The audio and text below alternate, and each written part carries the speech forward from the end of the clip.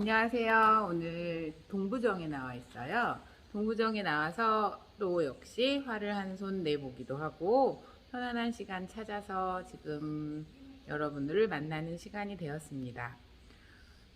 어제부로 코로나가 제거마치 2,000명이 넘었다고 하죠. 좀 걱정입니다. 이 사태가 빨리 마무리가 돼서 정말 대면으로 많은 분들을 만나 뵙고 싶다는 게 간절한 바람인데 이게 언제까지 될지는 모르지만 그래도 이 상황에도 적응하고 또 방역수칙 잘 지키면서 우리 올바른 시민의식으로 이 위기를 타개해야 되는 시기가 아닌가 하는 생각을 합니다. 오늘은 고래의 사풍에 대해서 알아볼 건데요. 고래의 사풍.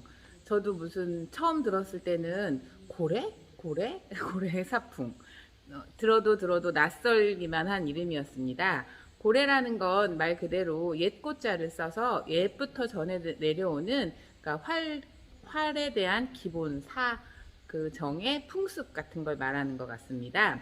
고래 사풍에 대해서는 조선시대, 활 쏘기 하면 조선시대를 빼놓을 수가 없을 텐데요. 조선시대의 현종과 숙종시대에 궁도에 대한 특별 장려가 있은 뒤로 여러 가지 경향을 막론하고 그 동호인들이 한 사정에서 습사할 때 사표를 존대하고 윗사람을 존경하며 동지에게 예의를 갖추고 규율을 엄수하였는데 이것이 일반적인 한량의 사풍이었다고 합니다. 여기서 다양하게 좀 낯선 언어 단어들이 참 많이 나와요. 사표라고 하는 건 학식과 덕행이 높아 세상 사람의 모범이 될 만한 사람을 말하는 거고요. 우리 한량이라는 말 참 좋지 않게 쓰이잖아요. 우리 일반적으로 놀고 먹는 사람 뭐 이런 식으로 많이 쓰이는데 한량들이 예전 호반 출신으로서 묵과에 급제하지 못한 사람들을 대부분 말을 했다고 합니다. 당시 지방의 사풍에 대해서는 지방에서도 역시 활쏘기는 계속 되었을 텐데요. 그 이를 밝힐 자료가 없어서 현재는 서울의 옛 사풍만을 지금 자료가 남아 있어서 그게 전해져 내려오고 있습니다. 먼저 사정의 조직을 보면 각 정에 사두, 선생, 행수가 각각 한 사람씩 있었습니다. 사두님은 지금도 현재 잘 전해져 내려와서 현재도 각 사정마다 사두님의 존재는 분명히 다 위치하고 계실 거고요. 사두님은 또 그 정의 수석이기도 하고 사정의 모든 일을 지휘 감독을 하고 있는 일을 담당을 하고 계시죠. 여기서 또 선생이라는 말이 나왔는데요. 선생은 일반 사원이 활을 배울 때 교범이 되며 사풍에 관한 지도와 궁시에 관한 지도를 관장하는 분을 말을 한다고 합니다. 지금으로 치면 사범님이라고 칭호를 붙이고 있는데요. 아마 사범님과 역할이 같지 않았을까라고 생각을 해봅니다. 여기서 또 하나의 한 명이 있는 행수. 행수는 한량을 통괄하고 사두의 명을 받아서 사정의 모든 일을 처리하는 사람을 말했습니다. 그럼 지금으로 빗대어 보면은 지금 이제 보통 저희 정에는 총무님이 계시는데 총무님이 그 역할을 하지 않았을까라고 추측해 봅니다. 사풍, 전해져 내려오는 정의 풍습 같은 걸 말할 거고요.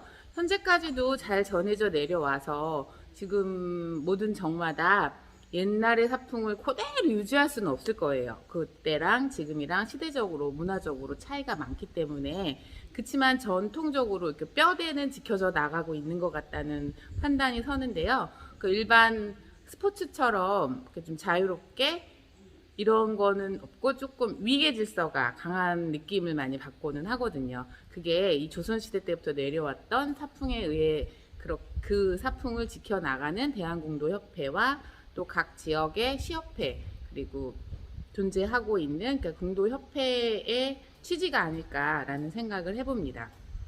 기본적으로 첫 번째 견책이라는 말이 있습니다. 견책이라는 말은 기본적으로 다 알고 계실 거예요. 말 그대로 이렇게 어떻게 보면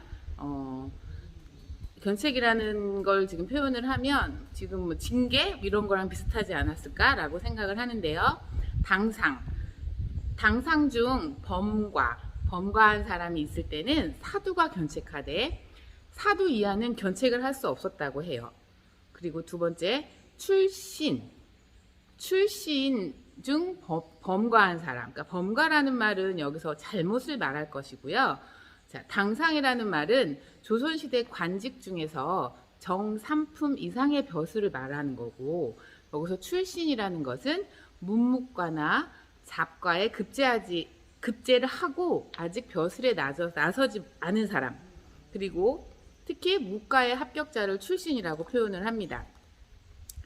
그 출신 중에 범과한 사람은 선생만이 견책할 수 있었고, 한량 중에 범과한 사람은 행수가 견책을 했다고 합니다. 이런 위계질서가 정확히 잡혀 있었으니까 그 전통이 지금까지 내려오고 있는 것 같습니다. 지금도 사정에서 이렇게 분란이 분쟁이 일어나면 사두님이나 사범님 그리고 총무님들 개입하셔서 원만하게 문제 해결을 해 주시고 계시는 역할들을 톡톡히 하고 계시는 것 또한 이게 전통적인 고래의 사풍에 의하지 않았을까라는 생각을 같이 해봅니다. 두 번째는 계급이라는 말 자체로 순수하게 이해를 하실 텐데요.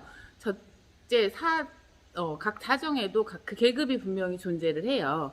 지금 우리가 평등한 국가라고 하지만 어느 정도 위아래는 당연히 있는, 이 궁도가 기본적으로 예에서 시작해서 예에서 끝난다고 했으니까 그 계급도 어느 정도 이렇게 정해져 있다고 보시면 돼요.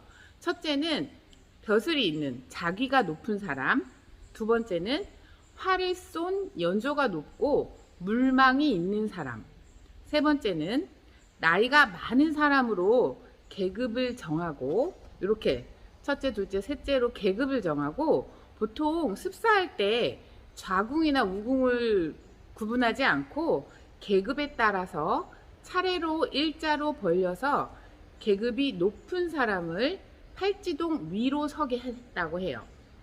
팔지동 위로 서게 했다는 것은 우궁일 경우에는 우측편에 몰아서 서게 하고요. 좌궁일 경우 좌측편에 서게 한다는 뜻이랍니다.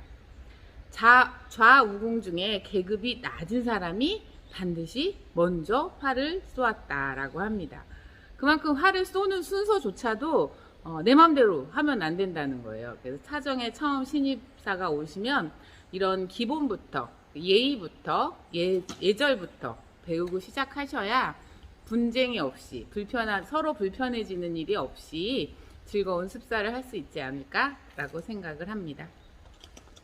그 다음에 신입사라고 얘기하는 건 지금 제가 며칠 전에도 말씀드렸듯이 신사를 표현하는 말이었던 것 같습니다. 처음 입사하고자 하는 한량은 자신의 입사 의사를 사정의 행수에게 전하고, 행수가 사두에게 말하면서 승낙을 얻은 후에 입사할 수 있었습니다. 신입사는 사두가 입사를 허락해 준 데 대하여 살해하는 뜻을 표시하고, 사정의 여러 사원들과 인사를 나누기 위해 주효를 준비하고 사두와 선생 앞에 절을 했다고 합니다. 그만큼 예법이 중요하다는 얘기가 여기서 한 번 더 확인되는 순간이었습니다. 그리고 사두님께서 신입사원을 대하는 마음은 일단 기본적으로 마음을 단정히 할 거를 제시를 하고요.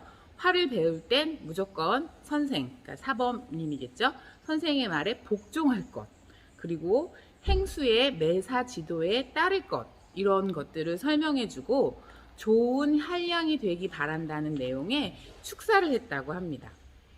신입사원은 선생의 교범을 받아 공부하는 중에 처음으로 이제 습사를 하기 시작하고 배우기 시작하면 처음으로 활 한 개를 관역에 적중시킬 경우에 일중이라고 해서 선생과 모든 사원이 같이 축하를 해주면서 신입사원은 선생의 교범으로 일중한 사례의 뜻을 표하기 위해서 행수에게 일중례를 행하고자 하는 뜻을 말하며, 행수는 사두와 선생에게 전하서 이것 역시도 길이를 택해서 받아준다고 했어요. 신입사원은 그때 주안쌍으로 일중례를 거하게 하고요. 사두는 선생에게 후일 하나를 맞췄으면 두 개를 맞춘 날도 있겠죠. 이중내는 제례하여라라고 했습니다. 제례라는 건 아마 패스? 이 뜻인 것 같습니다. 제례하여 주라 하면 선생은 또 이 뜻을 행수에게 말하며 이중내는 생략하기로 결정을 했다고 합니다. 또 후에 두 번을 맞췄으면 세 개도 맞히겠죠. 삼중내를 실시하고 또 사두 선생이 사중내는 제례토록 하게 하며 오중내 활은 한 순이 5개로 시작했으니까 오시오중 5개로 시작해서 5개를 다 맞추는 이런 오중내는 1중 3중 때와 같이 주안상을 차려서 모두 함께 축하의 자리를 만들었다고 합니다. 지금도 처음 활을 배워서 오중내를 하면 지금 현재는 접장이라는 칭호를 받으면서 각 사정에서는 접장패를 이렇게 신입사에게 전달을 하는 그런 행사를 치르고 있다고 합니다. 그래서 저희들은 다 접장님이라는 칭호들을 가지고 이제 그렇게 서로를 존중을 해주는 호칭으로 사용을 하고 있습니다. 네 번째, 연전이라는 말이 있습니다. 연전. 연전이라고 하는 건 일단 어떻게 보면 궁금해 하실 수도 있을 것 같아요. 습사할 때 활을 쏘죠. 활을 내죠. 활을 내면 그럼 그 활은 과연 누가 주워오느냐?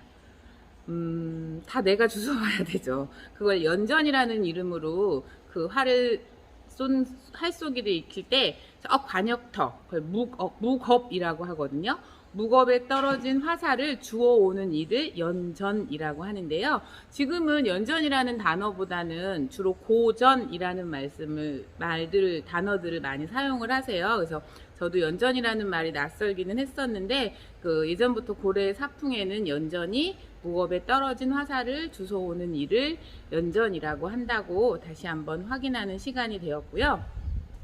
이 연전조차도 다 예절이 있었어요. 연전을 할 때 해양들이 돌려가면서 대부분 활 쏜 사람들이 기본적으로 연전은 가죠. 근데 만일 행수가 친히 연전을 하고자 할 때는 한량 한 사람이 뒤를 쫓아서 그 관역터까지 가서 살을 주어 행수 대신 들고 오는 게 예의였다고 합니다. 또한 당상이라는 건 정 3품 이상의 벼슬이라고 말씀드렸고요. 당상이 가는 경우에도 절대 그냥 혼자 보내는 게 아니라 어른이시잖아요. 높은 분, 계급이 있는 분이시니까 한량한 사람이 연전 중간까지 가서 받아왔고, 그리고 출신이 가는 경우에는 사대 아래까지 내려가서 그 화살을 주워 오신 화살을 받아서 올려놓는 게 우리 한량들이 기본적으로 어른들께 하는 예의였다고 보여집니다.